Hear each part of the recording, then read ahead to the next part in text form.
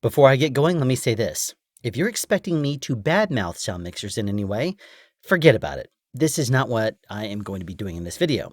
No, I'm going to be talking about the interaction and really what it's like working with a sound mixer in the motion picture industry. Now, sound mixers are one of the few department heads that sits down in a chair and can direct from their chair. And by that, I mean that they sit down in their chair and they listen. They have their headphones on. The best mixers I've worked with have their headphones on and they are constantly listening. Something turns on, they say, "What is that?" Because, in all honesty, me and the sound boom operators, I should say, and the sound utility are listening, but we might miss something because we're in the middle of doing something else. I might be talking to an operator about a shot. The utility might be wiring talent or doing something like that. We might miss something that turns on. We might miss the fact that an HMI has just turned on because the boom is on set and it went quiet for a split second. And the sound mixer may say, "Wait a minute, I heard a buzzing," and we might be doing something else. Also, it could also depend on the actual system that we're listening on. Quite often now, boom operators are using a wireless boom system. Well, that means that we are transmitting to the sound mixer who mixes and provides us with a mix and then transmits it back to us. So by the time we are listening, it is a double transmitted system. That can sometimes mean that we don't hear certain sounds because it's compressed before it's sent and then it's recompressed and sent back to us after it's been mixed or whatever feed that the mixer is sending us. So that's already a couple of generations lost, and sometimes that means that we don't hear everything. So it's good to have a sound mixer that is actively listening. That said, mixers are all different. Every single mixer has things that they like, have their own preferences, that they have things they insist are important, while others may contradict exactly what that mixer says. One mixer may tell you that the key to two different booms matching is to equalize the gain staging on each, transmitter, and then everything else is perfect. While another mixer may say, "No, you're going to have this gain and this is going to have this gain and I will control it and the level is going to be ridden because that person is louder and this person is quieter, therefore you need to have different gain." Are they wrong? Are they right? I'm not going to be talking about my personal preferences. What I think, every mixer is different. And it's not my job as a boom operator to tell a mixer their job. I can make recommendations. Like, for example, I'll go to rehearsal and I will watch the rehearsal and therefore say, okay, we're going to need carpets. We're going to need to probably put a plant down there because someone's standing up and they're adjusting their tie right as they sit down. So we'll need to have a plant there. If I can't get a boom in there because of a reflection, I need to address that. I need to do all kinds of things in rehearsal. And I may call a utility in or to watch it, or maybe even the mixer themselves to watch it if I want to get extra input in there. As a general rule, though, the boom operator is always the person from the sound department that is called for on set by the first AD, by other department heads. And the reason why is because they are the face of the department. As the person that is on set, you run the set. And so if I have the boom out there, if I am interacting with department heads, whatever happens on set, they will call the boom operator first. Same thing goes in rehearsal. If they are about to do a rehearsal, they will call a boom operator and they'll say, let's get a representative from sound on set. We're about to do a safety meeting, whatever the case may be. The sound mixer will usually be listening over the IFB line, not the IFB line. They'll be listening over the wireless boom if it's up. They might come to set and participate too. It depends on the mixer. Some mixers never set foot on set. Some mixers are always there on set. Some mixers, if they show up on set, that means that there's a problem. Some mixers will spring out of their chair and come to set no matter what. You'll say, "Was that an issue there when, hello? Hello?" You're talking on your talkback system and you can't get them on, to talk back to you because they are springing up. You turn and look behind you and there's the mixer standing there on set like, I have to address something. As a general rule, my goal on set, and every boom operator may be different, but my goal is to try to keep the sound mixer in their chair. Here's why. If I can keep the sound mixer in their chair, they're able to support me by listening. And if I happen to miss something, or we're doing a take, and for whatever reason, I'm in the middle of a difficult move, and I missed the fact that two actors overlapped, the sound mixer is going to be the person that says they overlapped on this line. Good call. I will address that. But The sound mixer may not be someone that is tuned to picking that up because they may say, well, I have two booms out. Why do I care if they overlap? Because they'll be able to get to deal with it in post because I have two booms on the two people speaking. Sound mixer preference. Some mixers are going to tell you that certain things are required in their department. They may say every time a boom goes out there, it's got to be on this setting and it's got to be this way all the time. If you put a plant out there, it must be a boom microphone. There is not going to be any lavs or 4098s or Cubs or anything like that used. Some other mixers are going to say, I only want to put a plant out there if you don't think we're going to get it in coverage. Some mixers will say, I want put any plant you possibly can out there. I want to give post options. Now, there's not really a right and a wrong way to really do sound mixing. I mean, the right way is when it's quiet and everybody is working together on the sound team. But every single mixer you work with is going to have certain requirements, expectations of their teams. And it's your job as a boom operator to find out what those are. Now, a few years ago, I worked with a mixer who I never met before. He came into town and he was doing the second half of a season of a show that I did the first half of that season for. And he was taking over for another mixer. And he interviewed me over the phone. And when I told him, yeah, I have interactions, I did season 1 and season 2, and this is going to be another part of a season. And we started interacting and started talking. Well, as soon as he was done with about 5 or so questions and he offered me the job, I interviewed him. And he was like kind of taken aback by that. He's like, this is the first time in my career I've ever had a boom operator, interview me. And I said, well, I just want to learn your preferences. So I started asking questions. What booms do you use? Or what boom mics do you use? What is your policy on certain things? Do you want this to happen? How do you like me to manage certain things? And the mixer found it a little weird. He's like, well, can't we just learn this on set? To a certain degree, we can.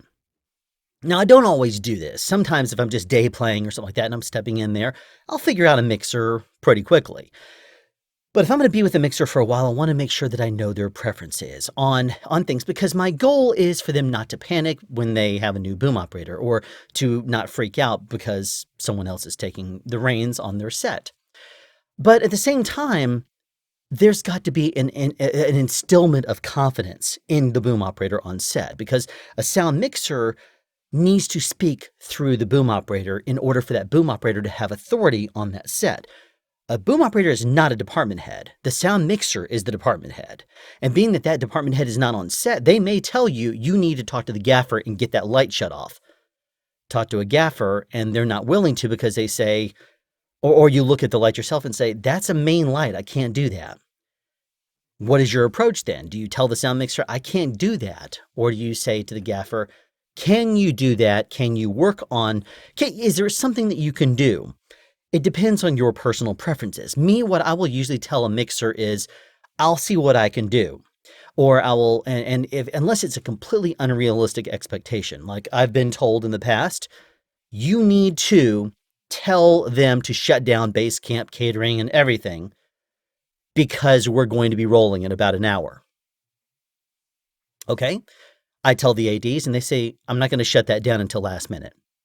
Sound mixer is going to say, no, you need to do this. I want it to be quiet on set.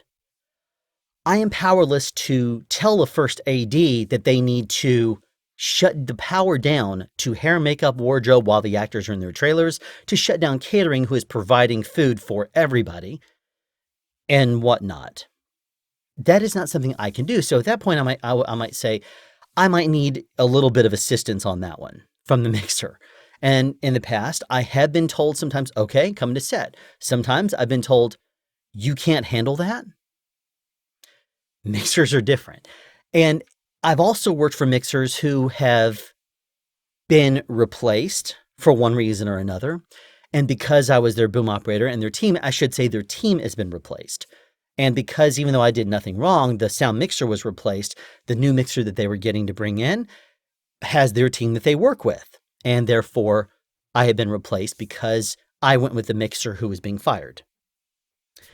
It's not fair necessarily, but I'm powerless to stop it. And no, don't write in the comments if you're not familiar with the way set works and say, well, wait a minute, you should have a protected job, or you should be able to take this up with. No, it doesn't work that way. The sound mixer is the person that hires you. If the sound mixer is being replaced and a new person comes in there, they may come in with their team. And if that's the case, then they need to be working with their team. They're not going to keep you on board if they have people they are used to working with. Same thing as anything else. No, we're not contractors, in case you're wondering that. We are employees of the company. That way they can tell us what times to show up there and when to go, where to do things, how to abide by safety guidelines, and we do get our benefits paid because of that. We are actually employees. However, as soon as we're, just as a side note, as soon as we are done with that project or fired or whatever the case may be, we are let go, and therefore we are independent contractors again until we're hired as employees. So it's kind of a weird thing. We are contractors until we're hired as employees by a company full time. Interesting little scenario there. But I digress. Sound mixers, they have things their way, and it's your job as a boom operator to know how that is. And a sound mixer may tell you a certain expectation. And usually sound mixers are reasonable, and you can talk to them and find out, or if you have an issue, say, I'm kind of having an issue with that. Let's talk about this. Let me get your input. It could also be that you watch a rehearsal and you might not know the right way to do something. You might want to throw ideas out to the team. Because you're the person that watches rehearsal doesn't mean you have to know everything. I mean, yes, you're going to know that if two actors are talking this way, like one actor's facing this way and one actor's facing this way, and one person has their shirt completely undone, you might tell the sound utility, well, this actor is facing this way the whole time, so if you need to hide the lav, hide it on one side or the other. You may say, well, if you hide it over here, it's going to be facing camera, unless, but you know, you don't want to also turn your face away from the lav also. So you might want to tell the utility that kind of thing. But at the same time, if the person is sitting down and a sound mixer is the kind of person that wants to always have a plant in there, always, then you might, if there's nothing on the table and they say, no, it's got to remain completely open. You can't put a glass of water on the table. You can't put, you know, if it's a kitchen table, you can't put a napkin down and hide something underneath that. You can't do that. If that's the case, a sound mixer who is always wanting you to put a plant in there needs to be aware of that. And that way they don't freak out later if something's not there. Now, a sound mixer may come in and they just want to, I mean, like believe me, this isn't everybody, but I have worked for mixers before who have a very long career and have worked very hard their entire lives, and they're just riding the last couple years of their resume until retirement, because by the time they've been doing this for quite a while, they have quite a bit of reputation. They've worked with a lot of people who want to hire them, and then they might just say, I'm not going to stress it. It's just TV. Or, and yes, I have been told that. Or, you know, they could nitpick every single thing again and make it so difficult to actually roll because they say, I still hear that little bitty sound. And that's something you can't get shut down because it's a monitor at or it's the fans at the DIT tent, and you can't put anything else in front of it or something like that. You can't baffle it anymore. And the mixer is refusing to roll because it is not 100% quiet. There's a lot of different reasons, and I'm not going to go into all of them. If you want to hear some war stories, catch me in a live stream sometime, and I'll tell you some. But no, I'm not going to go into that in this video. What I will tell you is that as a boom operator, your job is to please the mixer based on their preferences and help them get the tracks that they want and the department deserves. Therefore, you need to be active. You need to interact. You need to communicate. A boom operator has to communicate. Communicate with the sound utility. Communicate with the boom operator. With the sound mixer. Communicate with other department heads on set. And there's a lot of times I've been asked, well, do you ever look at the monitors? Sometimes I do. But what I'm more often going to do instead of looking at the monitors is I'm going to talk to the operators. Because the operators, you know, you've heard the argument, guns don't shoot people, people shoot people. Well, cameras don't photograph somebody. The camera operators do. So if I talk to the operator, they'll tell me, oh, I'm going to start on the ceiling and come down. Or at this particular point, I'm going to be reaching up to see the time on the wall. Something like that. A camera operator will tell you those things. Therefore, I can communicate that with a utility, for example, that is doing second boom. And I can also tell the sound mixer if that means that I'm going to miss a line because the camera's looking up and the person is going to be looking up real quickly and starting their line before the camera comes down. Or maybe at the start of the shot, the camera starts up here, person starts talking and then comes down. If I can't underboom it or do a plant or something like that, you know what I'm saying here. I got to communicate this stuff with the sound mixer and the sound utility as well. But sound mixers, they have certain criteria and characteristics that they are supposed to follow, which are technical specifications, guidelines set aside by maybe the network, set up by Post, whatever the case may be, and their own personal preferences and how they like to have things play into that as well. Some mixers may say, I want to always use this microphone indoors. I want to always use this mic outdoors, and there is no deviation. Some mixers will say, I don't care. Let's listen to something because I want the best sound and we'll figure it out together. And therefore, I would say to this sound mixer, what do you think about using the CS3E for this scene instead of the CMIT 5U? And they might say, you think we need that rejection? No, I think I need the reach and rejection. Let's give it a shot. Or they may say, nope, it's got to be CMIT. Or they may say, no, go to the MKH70. Or they may say, don't you have a DPA 4017? Let's bring that up. Or they may say, I'm going to use a 50 outside. I want you to use the 50 outside because I want this to work. Or they may say, you know what, we're going to pull out the 416. I know we haven't used it in a while, but I want to hear that. I think it's going to actually work really well on this. So I may make a recommendation of a microphone, but the sound mixer has the ultimate choice because they're the person that is going to be putting together the tracks the way they want to, and they're going to know it in the sound report.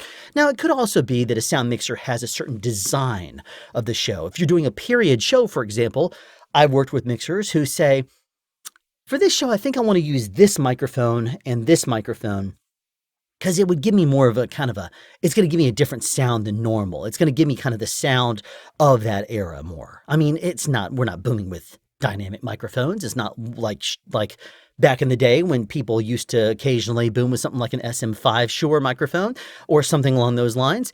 It's not, like a 816. It's not one of those, but it might be something that's, going to give it some other retro sound. Therefore, sound mixer may say, I think this is going to be what we want to use on this show. But then again, the sound mixer may say, nope, this is my sound. This is the way it always is. It's always going to be this microphone indoors, this microphone outdoors. Some other sound mixers will say, I want the best for the sound. If we acoustically need to overcome something or because we need something a wider pattern, then we might need to go to a different microphone. We might need to reject out more. We might need to do something. It may be that the shock mount and wind protection options that we have for a particular microphone might be something that we need simply because of an environment. On a show I did a couple of years ago, earlier last year actually, there was a scene where a car was driving down an interstate. We did not have enough wind protection on the Zeppelins to go up to 50 or 60 miles an hour, however fast they decided to go with the two actors, or actresses in this case, out the sunroof. So the sound mixer was like, figure it out. And I did. And when we did the take, and basically the sound mixer went off with the camera operator and was mixing, no issues. Got lucky on that one. I might have to show you sometime. But we have to overcome things. We have to problem solve. We might interact and talk to the sound mixer and say, what thoughts do you have? And, what are your concerns here? It's all a game. It's all playing for the department. It's all getting the best results. But it's also making the sound mixer happy. I've worked with other sound mixers, or rather, let me tell you this instead. I've known people to get fired because of something trivial. Like, for example, I know a sound mixer who fired a boom operator. Actually, it was a sound utility because they did not they were on a closed set and they did not cover it over. It was an exterior, but they did not cover it over with a baguette. So they did not cover up and protect against the elements a cart. It did not rain, but the sound mixer said, My car will always be covered because what if it does rain? Or what happens if somebody walks by and steals something off my cart? On set, on a protected set, security, nothing happened, but the utility was actually fired because of the what if factor. It could have been. Now, I do know another utility that was actually fired, and it did rain. And it was raining a little bit, and they didn't cover it up because it didn't look like rain, and they were fired for that too. I mean, it all happens. You could be fired for pretty much any reason. I've worked for mixers before who have told me, you will never work for me again unless this. And I've been like, okay, it's kind of an interesting request. I've also worked for mixers who have said, I like my boom operators to be this, and there's no way I can deliver that because I'm not green and trainable in their eyes like someone who's green and trainable. And yes, I have been told by a mixer, I want to be able to train someone from the ground up, so I'm not going to hire you. You're set in your ways. I'm like, okay. I mean, tell me what you want. I'll give it to you, but sound mixers are interesting people. Let me just put it that way. And to finish up here, sound mixers, they put expectations out and they expect certain things. One of those things is great tracks, audio tracks. And they will have different ways and methods of getting that. You may be freaking out trying to figure out how to get a plant in there, and they may say, I'm just going to play the lavs. Don't worry about it. Sound mixer may tell you, I only want you to boom the person or people that are directly on camera and facing the camera. The reason why is because that's when they're delivering their best performance. Don't get me a boom track on anyone that is off camera or anyone that is not facing the camera because, they can easily pull in the performance from somebody who is, from their coverage when they're facing camera. And I've worked with those mixers before, and I've worked with other mixers who say every single take I want every single line covered on a boom or a plant microphone that is a boom microphone because I don't know if I'm getting coverage or not. And even when I talk to the DP and the director and the first AD or whatever, and they say, oh no, we're going to get it coverage. We're going to shoot coverage to death. Mixer still is like, no, I'm going to get this. You need to get this to me. Okay. Yes, sir. You got it. Now, there's every bit in between, but my main point here is that mixers have an expectation, and it's your job as a boom operator to figure out what those are. And as weird as it may sound, your preferences can play into them, but it's the sound mixer's rules. So you can make recommendations. You can do things your way. If that's the sound mixer's way, some sound mixers will get at their chair and just start dictating orders. And they're going to tell you to do something or tell the utility to do something that's going to take 2 minutes to do, but then they're going to tell you to do something else 10 seconds later. And they're wondering why it hasn't been done yet. The film industry is a weird place. People do that kind of stuff all the time. It's not just sound mixers. I mean, there's unrealistic expectations in the entire but the entire film industry. I've worked outside in the rain when there has been rain falling and a camera operator standing there saying, yeah, we need to wipe off the car because it's got water on it. Yeah, so we got to roll on it when there's no water on the car. So we need to wipe off all the water. And you have like 6-8 people actively using towels, wiping down a car that is being rained on. And yes, I mean, that's very unrealistic. You would say, cover the thing. Well, DP said, I can't do that because of the lighting.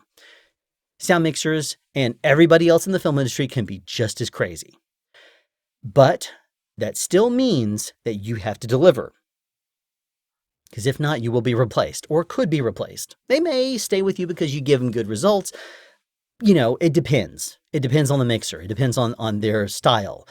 Some mixers will arrive an hour and a half early every single day, and they'll start taking things apart on their cart and figuring out new ways of doing things, and they'll start reading manuals and whatever else, and they'll go crazy, making sure everything is perfect. Other mixers will arrive late every single day and expect their teams to do everything for them. It is that mixer's preference on what to do, because you are completely... I know a utility a few years ago who was fired for telling, when he got very annoyed at the fact that the mixer didn't show up for like a good hour after call, that's like an hour late every single day, was powerless to stop it because that mixer was, department head. tried to go above the mixer's head, and the person said, "That's in your department, you deal with it." Went to the mixer and said, "Your person did this." Was fired and has no recourse. I mean, but that person is doing fine. I mean, it's like I said, it's a weird industry. But I guess my main point here is to say that as a boom operator, you need to understand the preferences of your sound mixer. You need to constantly stay open to the things that your mixer tells you to do. And if at all possible, learn before your first day with that mixer what their preferences are, how they like to handle things. Do they care about certain things or other things? Do they have requirements and expectations? And if so, you need to know what those are in order to deliver them.